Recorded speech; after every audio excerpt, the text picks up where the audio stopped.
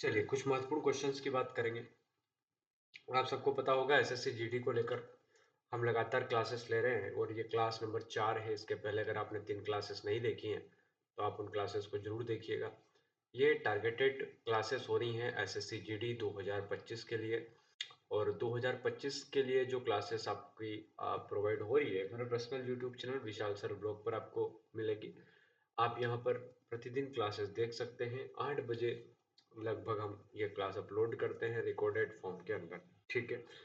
अगर आप किसी भी प्रकार से एसएससी जीडी में डिटेल चीज़ें चाहते हैं, कोर्स चाहते हैं, तो आप परफेक्शन एकेडमी से जुड़ सकते हैं। वहाँ पर हम डिटेल तरीके से इसका एक क्रैश कोर्स लेकर आए हैं जो रिकॉर्डेड फॉर्म में आपको वहाँ पे मिल रहा है। और इस कोर्स की सबसे बड़ी विशेषता तो यही है कि ये कोर्स अपने आप में बहुत ही सस्ता कोर्स है और बहुत अच्छा कोर्स है, ठीक है। आइए शुरू करते हैं क्लास को। ओरल ओरल पोलियो वैक्सीन यानी कि जो वैक्सीन होता है, पोलियो वैक्सीन आप सबको पता होगा कि पोलियो में भारत अब जो हो गया है वो क्या हो गया, पोलियो मुक्त हो गया भारत। तो पोलियो वैक्सीन का जो आविष्कार किया गया था वो जोनास साल्क के द्वारा किया गया था। इनका नाम याद रखिएगा, जोनास साल्क। जोनास साल्क ने पोलियो ऑरल वैक्सीन को जो आविष्कार इसका किया था, जोनास साल्क ने किया था। निम्नलिखित में से कौन सी दक्षिण की सबसे लंबी नदी है? तो मैंने आपको बताया था कि दक्षिण के अंदर कुछ महत्वपूर्ण रिवर्स फ्लो करती हैं। आइए समझते हैं। ये दक्षिण भारत है, इसे प्रायद्वीप भारत भी कहा जाता है। जो तीनों ओर से समुद्र से घिरा हुआ इलाका होता है सर, उसे प्रायद्वीप भारत कहते हैं। दक्षिण भारत में एक सबसे महत्वपूर्ण नदी आती है, ये जो पहाड़ी है ये महाराष्ट्र है। और इस महाराष्ट्र के अंदर एक पहाड़ी आती है अ, त्र्यंबकेश्वर हिल। इसी जगह से एक नदी का उद्गम होता है और वो नदी है गोदावरी नदी, ठीक है। कौन सी नदी है? गोदावरी। कहाँ से निकलती है? महाराष्ट्र से। अगली जो रिवर है, अगली जो नदी है, ये नदी है आपकी, ये जो रिवर है ये है आपकी कृष्णा नदी। और कृष्णा नदी जो बहती है ये महाबलेश्वर से निकलती है।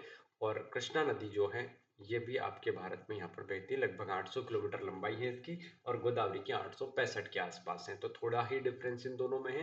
तो दक्षिण भारत की जो सबसे बड़ी नदी है, सबसे बड़ी नदी दक्षिण भारत की वो गोदावरी है, याद रखिएगा।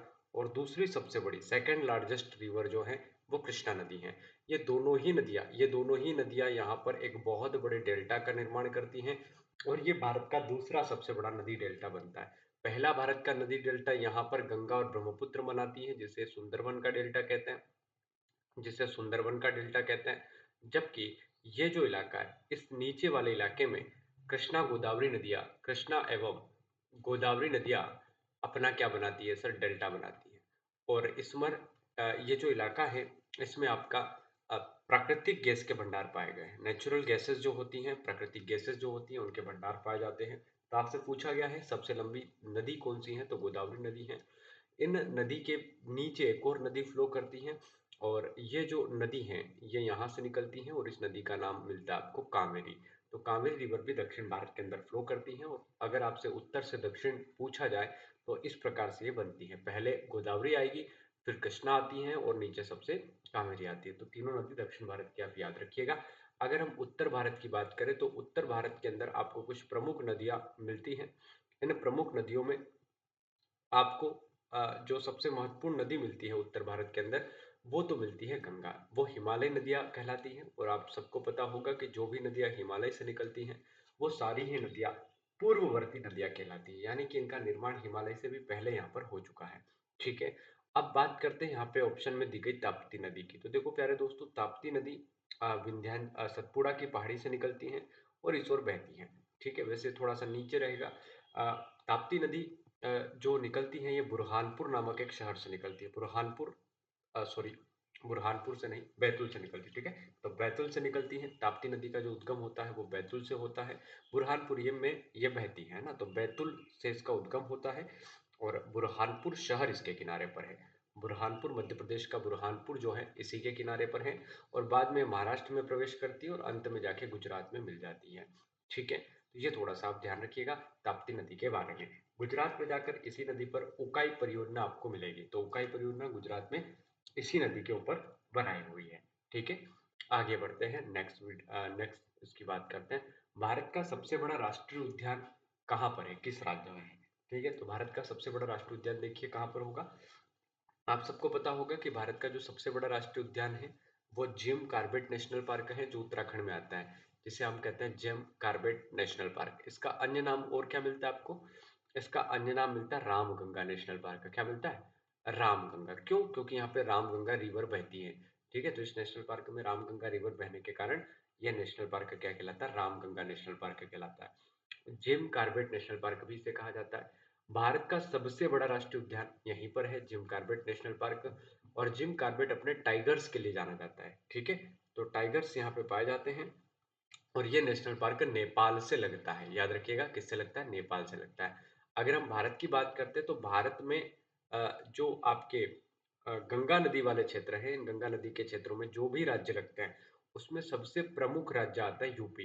यूपी में गंगा नदी सबसे ज़्यादा फ्लो करती है और उसके बाद उत्तराखंड में फ्लो करती है। तो दूसरे नंबर पे उत्तराखंड में गंगा नदी फ्लो करती है। ठीक है, इसको आप याद रखिएगा।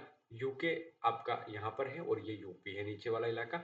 उसके बाद इधर आप आगे बढ़ोगे तो यहाँ पर आपको बिहार राज्य मिलेगा, बिहार राज्य। और यहाँ ऊपर नेपाल लगता है, नेपाल। ठीक है, तो ये इलाका जो है नेपाल वाला इलाका है। आइए बढ़ते हैं आगे, नेक्स्ट उसकी बात करते हैं। सिक्किम में एक दर्रे की आप याद रखिएगा, यहाँ पर एक दर्रा पाया जाता है जिसका नाम है नाथुला दर्रा।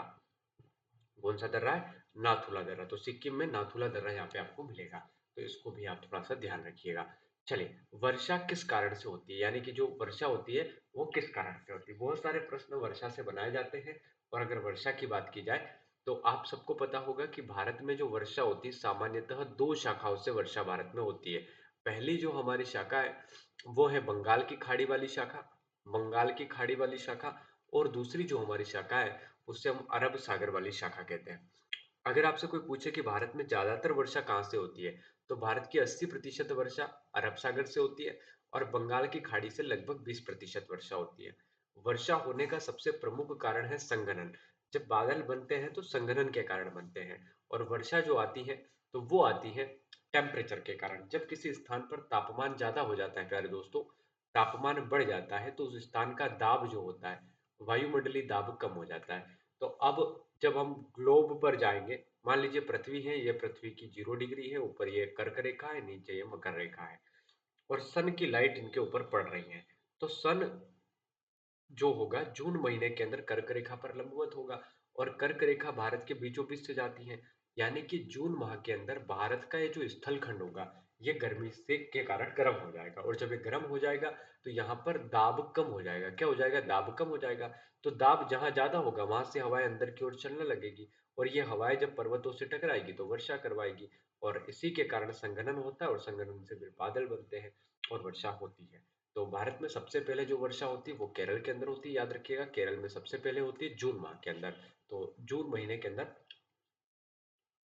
आपकी केरल के अंदर वर्षा होती है। ठीक है, तो याद रखिएगा जून में केरल में होती है। पूछा जाए लौटता हुआ मानसून कहाँ वर्षा करता है, तो लौटता हुआ मानसून जो वर्षा करता है वो करता है तमिलनाडु के अंदर। तमिलनाडु में लौटता हुआ मानसून करता है। और अगर आपसे पूछा जाए कि भैया शीत ऋतु में, सर्दियों में जो वर्षा होती है उसे क्या कहा जाता है, तो जो सर्दियों में वर्षा होती है ना उसे मावट कहा जाता है। क्या कहा जाता है? मावट। तो सर्दियों में जब भी वर्षा होगी तो उसे सामान्यतः क्या कहा जाएगा? मावट कहा जाएगा। ठीक है, तो मावट आप याद रखिएगा, सर्दियों में जो वर्षा होती है। और सर्दियों में वर्षा क्यों होती है, तो इसका भी एक कारण है पश्चिम विक्षोभ। जब हवाएं पश्चिम दिशा से भारत के मानसून को प्रभावित करती हैं तो इसे पश्चिम विक्षोभ कहा जाता है।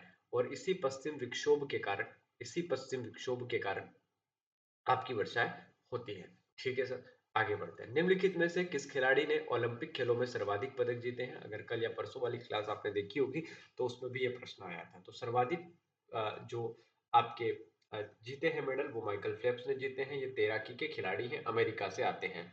अमेरिका वैसे भी ओलंपिक में बहुत आगे रहता है। अभी हाल ही में हमारे यहाँ पे ओलंपिक गेम्स का आयोजन किया गया था पेरिस के अंदर, फ्रांस के पेरिस में। और भारत ने मेडल जीते। संयोग ये रहा कि भारत जो है मेडल जीतने में कामयाब रहा, बहुत सारे मेडल हमने जीते। लेकिन दुर्भाग्य कहें या ऐसी कोई बात जिससे हम गोल्ड मेडल नहीं जीत पाए। तो गोल्ड मेडल हमारे पास इस बार नहीं आया है। हमारे पास इस बार सिल्वर मेडल्स आए हैं और ब्रोंज मेडल आए हैं। ठीक है, और अभी जो गेम्स चल रहे हैं वो आपके कौन से चल रहे हैं? पैरा ओलंपिक चल रहे हैं। कौन से चल रहे हैं? Para Olympic. पैरा ओलंपिक मतलब जो दिव्यांग हमारे खिलाड़ी होते हैं उनके जो गेम्स होते हैं वो पैरा ओलंपिक कहलाते हैं। और जो नॉर्मल खिलाड़ियों के गेम होते हैं वो सामान्यतः आपका ओलंपिक गेम कहलाता है। तो पेरा मतलब जो आपके दिव्यांग खिलाड़ी हैं। आगे बढ़ते हैं। किस वर्ष लोकायुक्त अधिनियम बना था? लोकायुक्त अधिनियम आप सबको पता है, अन्ना हजारे का आंदोलन आपने सुना होगा।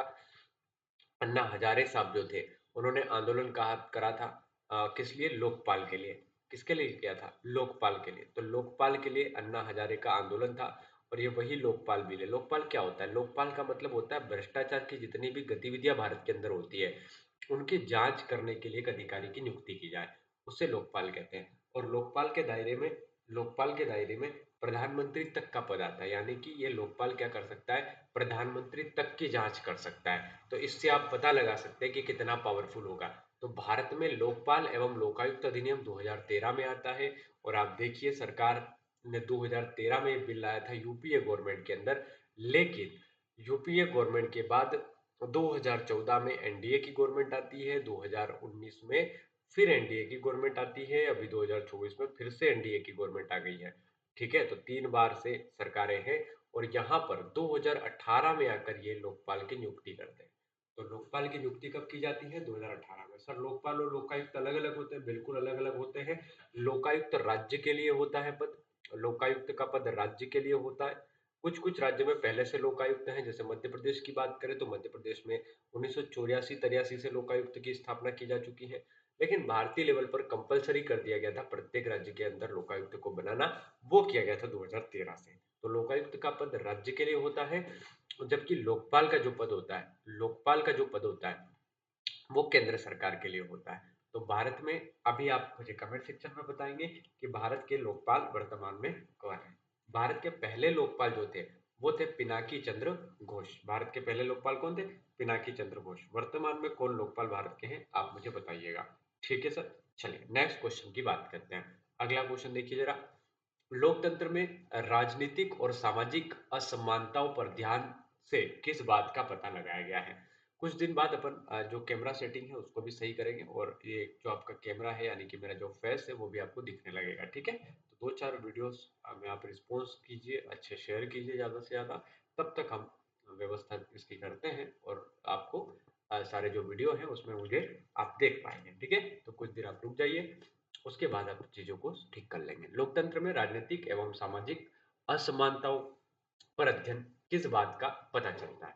ठीक है, तो लोकतंत्र के अंदर सामाजिक और जो चीजें होती हैं उसमें किस बात का पता चलता है? तो लोकतंत्र के विकास को रोकता है, तानाशाही से लोकतंत्र बेहतर होता है, तानाशाही असमानताएं मौजूद नहीं है, लोकतंत्र में असमानताएं मौजूद है। क्या कह रहा है प्रश्न? लोकतंत्र में राजनीतिक और सामाजिक असमानता अगर आ जाती है तो किस बात का पता चलता है? अगर हम लोकतंत्र के अंदर राजनीतिक और सामाजिक असमानताओं पर अध्ययन से किस बात का पता चलता है? तो ये कह रहा है कि भाई अगर आप लोकतंत्र के अंदर राजनीतिक और सामाजिक असमानताओं का सर्वे करें या पता लगाएं तो आपको क्या निर्णय मिलेगा? ठीक है, तो हमको ये पता चलेगा कि भाई जो तानाशाही है ना वो लोकतंत्र से काफी अच्छी है, तानाशाही नहीं होनी चाहिए, लोकतंत्र ही सब कुछ है। निम्नलिखित में से किस भारतीय राष्ट्रीय कांग्रेस का दल 1885 में स्थापित हुआ? सबसे पुराना ध्यान रखिएगा, सबसे पुराना राजनीतिक दल है जिसने कई बार विभाजन का सामना किया, मतलब कई बार वो टूट चुका है ना, और वापस से बन गया। तो बताइए जरा कौन सा वो राजनीतिक दल होगा सबसे पुराना भारत का राजनीतिक दल? सबको पता आईएनसी होगा, भारतीय राष्ट्रीय कांग्रेस होगा। आप सबको पता है एओ ह्यूम नामक एक व्यक्ति ने इसकी स्थापना की है और 1885 के अंदर इसकी स्थापना की जाती है। ठीक है, एओ ह्यूम के द्वारा 1885 में इसकी स्थापना की जाती है और ये जो भारतीय राष्ट्रीय कांग्रेस है इसको डफरिन के दिमाग की उपज भी कहा जाता है। क्या कहा जाता है? डफरिन के दिमाग की उपज, क्योंकि जब राष्ट्रीय कांग्रेस की स्थापना की गई थी ना तो अंग्रेजी गवर्नर हमारे यहाँ लॉर्ड डफरिन नाम का व्यक्ति हुआ करता था और लॉर्ड डफरिन ने ही ये सोचा था कि कांग्रेस होना चाहिए ताकि लोग सीधे हमसे न मिले, अगर लोगों को कुछ दिक्कत है तो कांग्रेस के माध्यम से हम तक पहुंचे। तो लाला लाजपत राय जो है लाला लाजपत राय साहब वो तो ये तक कहते थे कि कांग्रेस जो है ना ये सॉफ्ट सेफ्टी वॉल्व के सिद्धांत पर काम करती है। कांग्रेस का बनना अंग्रेजों के लिए जरूरी था, तो अंग्रेज खुद ने कांग्रेस को बनाया था, ऐसा लाला लाजपत राय साहब का कहना था। और ये डफरिन के दिमाग की उपज कहलाती। अगर आपसे पूछा जाए कि कांग्रेस का विभाजन किसमें हुआ तो 1907 के सूरत अधिवेशन में इनका विभाजन होता है। नरम दल और गरम दल अलग अलग हो जाते हैं क्योंकि 1906 के अंदर 1906 के आसपास बंगाल का विभाजन होता है और बंगाल के विभाजन के कारण ये दोनों पार्टियां टूट जाती हैं, है ना? एक चाहती थी कि बंगाल विभाजन का जो विरोध हो वो पूरे देश में फैले, और एक पार्टी यानी कि जो उदारवादी थे, वो चाहते थे कि भई केवल और केवल बंगाल वाले इलाके तक सीमित रहे। और इसी बीच 1907 में जब सूरत का अधिवेशन होता है, तो अध्यक्ष पद का चुनाव के लिए लड़ाई होती है, और अध्यक्ष पद में नरम दल और गरम दल दोनों ही अपने-अपने प्रतिनिधियों को खड़ा करते हैं, और उसमें से जो उग्रवादी होते हैं, उनका प्रतिनिधि जीत जाता है। और जो चुनाव होते हैं, उसमें निर्णय आने के बाद जो आपका पूरा का पूरा जो आंदोलन है बंगाल विभाजन के विरोध में, स्वदेशी आंदोलन, वो संपूर्ण भारत में न फैलकर केवल और केवल बंगाल तक सीमित रहता है। इसके पीछे कारण था सूरत का अधिवेशन। पूछे कि कांग्रेस वापस से एक किस अधिवेशन में हो गई, तो लखनऊ के अधिवेशन में। लखनऊ का अधिवेशन होता है 1916 के अंदर, होम रूल लीग मूवमेंट के आसपास, और उस समय ये एक हो जाती है 1916 में, और यहीं पर मुस्लिम लीग के साथ समझौता भी होता है। ठीक है, लखनऊ समझौता जिसे कहते हैं, जो मोहम्मद अली जिन्ना और कांग्रेस के बीच हुआ था। ठीक है, तो उसे ही हम लखनऊ समझौता भी कहते हैं। अभी वर्तमान में बहुजन समाज पार्टी की बात करें, तो ये उत्तर प्रदेश की एक प्रमुख राजनीतिक संगठन है, जो मायावती जी चलाती है। ठीक है, काशीराम जी इसके मेन वो माने जाते हैं, संस्थापक माने जाते हैं। राष्ट्रवादी कांग्रेस एनसीपी है, नेशनल कांग्रेस, और ये महाराष्ट्र की एक महत्वपूर्ण पार्टी है। शरद पवार जो भारत के पूर्व कृषि मंत्री रह चुके हैं, वो इसके मुखिया हैं। ठीक है सर। और कम्युनिस्ट पार्टी, ये भारत की एक और महत्वपूर्ण पार्टी है, कम्युनिस्ट है, जो सरकार में विश्वास नहीं रखते हैं। आते हैं आगे। आर्थिक सर्वेक्षण कौन जारी करता है? आरबीआई, वित्त मंत्रालय, केंद्रीय आर्थिक संगठन मंत्रालय, या फिर इनमें से कोई नहीं। बताइए, आर्थिक सर्वे कौन जारी करता है? आर्थिक सर्वे जारी करने वाला कौन है? देखिए भाई, आर्थिक सर्वेक्षण की यदि बात की जाती है, तो आर्थिक सर्वे हमेशा बजट के एक दिन पहले जारी किया जाता है। जब भी बजट आएगा, उसके एक दिन पहले आर्थिक सर्वे होता है। आर्थिक सर्वे का मतलब क्या होता है? आर्थिक सर्वे में पूरा लेखा-जोखा होता है कि पिछले साल जो पैसा आपको मिला था, उस पैसे का क्या खर्च आपने किया और कहाँ-कहाँ पे उस पैसे को रखा। ये रिपोर्ट आपको देना होती है। इसको ही हम कहते हैं आर्थिक सर्वे। और आर्थिक सर्वे जब आ जाता है, उसके बाद हम लाते हैं बजट। और बजट शब्द की यदि बात करें, तो बजट शब्द भारत के संविधान में कहीं भी उल्लेखित नहीं है। ठीक है? तो बजट शब्द का उल्लेख नहीं मिलता है। बजट शब्द की जगह वार्षिक वित्तीय विवरण का उल्लेख मिलता है। क्या मिलता है? वार्षिक वित्तीय विवरण। वार्षिक वित्तीय विवरण का उल्लेख मिलता है। और जब वार्षिक वित्तीय विवरण की हम बात करते हैं, तो हमको ये पता चलता है कि भाई भारतीय संविधान का अनुच्छेद 112 112 ये बताता है कि भारत में बजट नहीं आता है, भारत में वित्तीय लेखा जोखा आता है, पूरे साल का हिसाब किताब। और उसके एक दिन पहले, यानी कि जब बजट पेश किया जाता है लोकसभा के अंदर, हमेशा याद रखना, बजट लोकसभा में पेश होता है, राज्यसभा में नहीं होता है। ठीक है, क्योंकि बजट क्या है? बजट एक मनी बिल है, और मनी बिल हमेशा कहाँ आता है? मनी बिल हमेशा लोकसभा में आता है।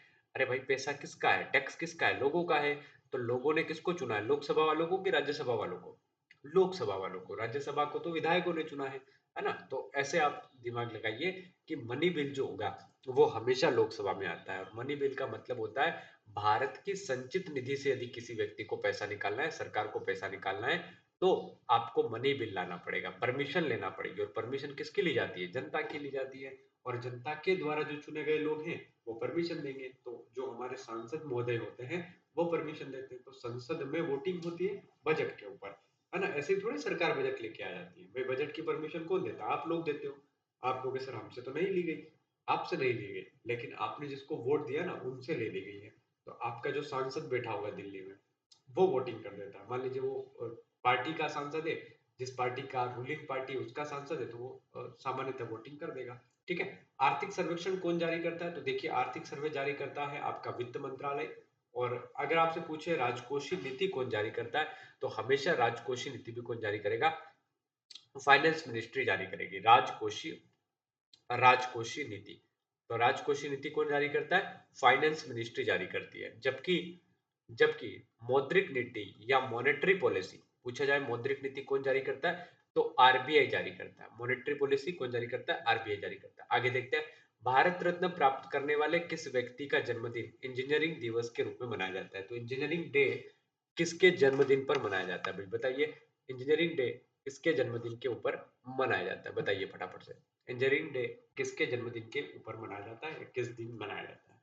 चलिए, इंजीनियरिंग डे की बात करते हैं। इंजीनियरिंग डे किसके जन्मदिन पर मनाया जाता है? तो इंजीनियरिंग डे मनाया जाता है एम विश्वेश्वरैया के जन्मदिन पर।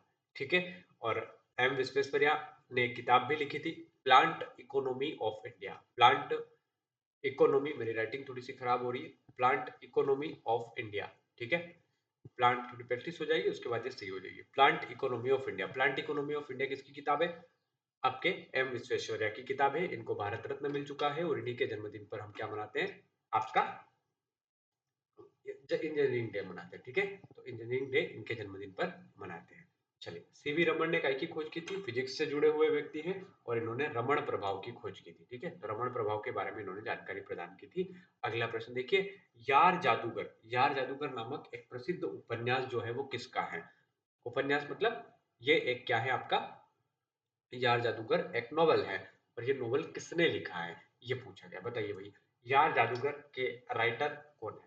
यार जादूगर के राइटर कौन है? यार जादूगर के राइटर कौन है? यार जादूगर प्रसिद्ध उपन्यास के जो राइटर हैं उनका नाम है नीलपत मृणाल। नीलपत मृणाल ने 2-3 उपन्यास लिखे हैं। एक लिखा है यार जादूगर, एक आपने बहुत ही प्रसिद्ध सुना होगा डार्क हॉर्स, काला घोड़ा, है ना, ये यूपीएससी से रिलेटेड कहानी है डार्क हॉर्स। और एक इन्होंने लिखा है ओघड़, है ना, ओघड़, ये भी काफी बढ़िया है। दिव्य प्रकाश दुबे, इन्होंने एक किताब लिखी थी अक्टूबर जंक्शन, ठीक है, अक्टूबर जंक्शन। और इनका एक और उपन्यास मिलता है, ये अभी वाले राइटर हैं, सब नए वाले राइटर हैं, मसाला चाय, है ना, मसाला चाय किताब का नाम है ये, ठीक है, चाय नहीं है, मसाला चाय, ठीक है। तो ये याद रखिएगा। अमित त्रिपाठी धार्मिक विषयों पर लिखते हैं, जैसे रावण हो गया, कर्ण हो गया, है ना, सीता हो गई, इनके ऐसे नाम मिलते हैं, ठीक है। चलिए, इनमें से कौन सा नृत्य मध्य प्रदेश की नृत्य शैली में नहीं आता है? बताइए भाई, इनमें से कौन सा नृत्य मध्य प्रदेश की नृत्य शैली में नहीं आता? माचा, लोजिम, चेराव और टमथुल्लर, बताइए कौन सा नृत्य शैली है मध्य प्रदेश की नृत्य शैली? अच्छा पूछा कि मध्य प्रदेश में कौन सा होता है, तो लोक नाट्य होता है, नृत्य नहीं होता है, ये लोक नाट्य है। इसमें से मध्य प्रदेश का एकमात्र माचा, ठीक है, ये राजकीय लोक नाट्य है, नाटक होता है राजकीय लोक नाटक। तो राजकीय लोक नाट्य है मध्य प्रदेश का और ये है माचा। तो याद रखिएगा, इसमें से माचा राजकीय लोक नाट्य है, मध्य प्रदेश के अंदर होता है। खाद्य सुरक्षा अधिनियम कब बनाया गया? बताइए सर, खाद्य सुरक्षा अधिनियम भारत में कब आया? फूड सिक्योरिटी बिल इसे कहते हैं, यूपीए सरकार लेकर आई थी। सरकार के कुछ काम बहुत शानदार रहे हैं, ठीक है। फूड सिक्योरिटी बिल की बात करें 2013 में आया था। आरटीआई की बात करें 2005 में आया था, ठीक है। मनरेगा एक्ट की बात करें, बहुत प्यारा अधिकार लोगों को मिला ये, ठीक है। मनरेगा एक्ट 2005 में आया था, 6 में इसको लागू किया गया। आपकी राइट टू एजुकेशन आरटीई, है ना, ये भी बहुत अच्छा सरकार का इनिशिएटिव था कि भाई बच्चों को अनिवार्य शिक्षा प्रदान की जाए, और सरकार ने संविधान में संशोधन करके एक मौलिक अधिकार के रूप में इसको जोड़ा कि भाई प्रत्येक व्यक्ति, प्रत्येक बच्चे का अधिकार होगा, मौलिक अधिकार होगा, फंडामेंटल राइट होगा कि उसे शिक्षा प्राप्त हो, ठीक है। खाद्य सुरक्षा अधिनियम कब बनाया गया? तो 2013 में बनाया गया। और आपके यहाँ पे जो पीडीएस शॉप्स होती है ना, पब्लिक डिस्ट्रीब्यूशन सिस्टम जो होता है, उसके अंतर्गत आपको यहाँ पे अनाज मिलता है। और अभी तो सरकार ने क्या कर दिया भाई, पहले 5 ईयर अनाज फ्री था, अभी 5 साल और कर दिया, तो गरीब लोगों को अनाज मुफ्त में मिलता है पीडीएस की दुकानों के माध्यम से, ठीक है। चलिए बताइए, सर्वोच्च न्यायालय के किस शहर में fort William college, fort William college शीर्ष अदालत के रूप में स्थापित किया गया?